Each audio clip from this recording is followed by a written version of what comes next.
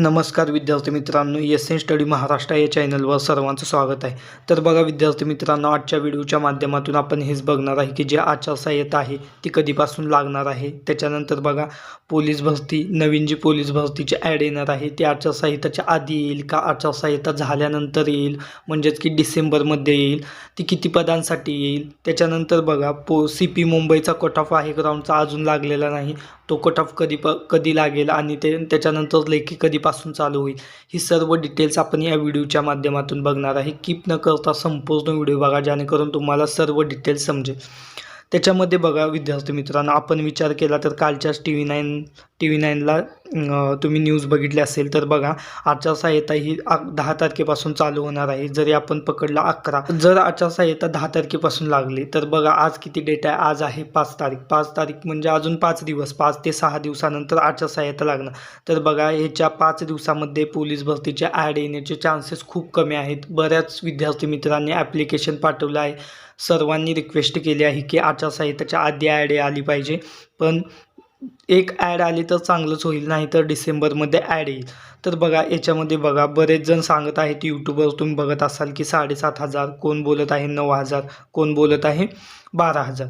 तर बघा याच्या आधी 35,000 पोलीस भरती झालेली आहे. त्याच्या आधी पण तुम्ही न्यूजला बघितलं असेल किंवा ॲड बघितली असेल की कमीच पोलीस भरती म्हणजे निघणार होती, जी आत्ता 17,000 झाली. त्याच्यामध्ये पण त्यांनी 14,000च पदं सांगितली होती, त्याच्यामध्ये ॲड करून 17,000ची त्यांनी पोलीस भरती केली. त्याच्यामुळे आपण सांगू शकत नाही, जोपर्यंत ॲड नाही येणार तोपर्यंत आपण पदे हे फिक्स सांगू शकत नाही की एवढ्या पदांची भरती होईल.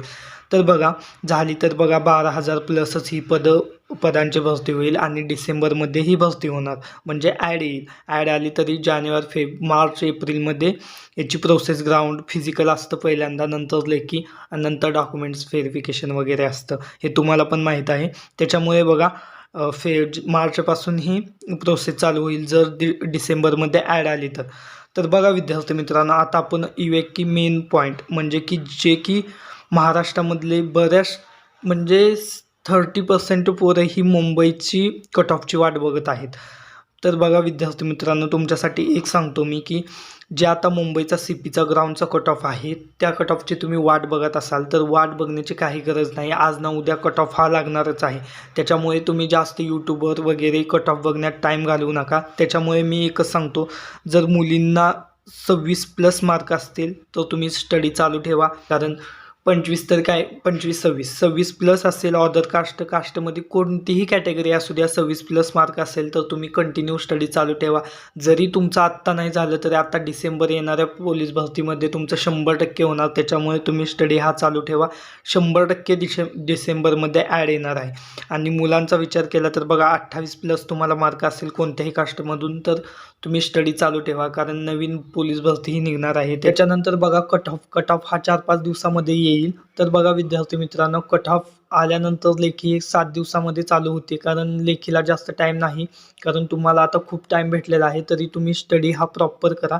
त्याच्यानंतर बघा विद्यार्थी मित्रांनो, तुम्हाला लेखीला चांगली मार्क पाहिजेत. ओपन कास्टमधून असाल तर तुम्हाला 95+ मार्क पाहिजेत, तरच तुम्ही फायनल मेरिट लिस्टमध्ये येऊ शकता. आणि मुलींना 90+ ओपन असेल तरच तुम्हाला फायनल लिस्टमध्ये तुमचं नाव येऊ शकतं. तर बघा विद्यार्थी मित्रांनो, तुम्हाला एक चांगली संधी आहे. खूप दिवस भेटलेले आहेत.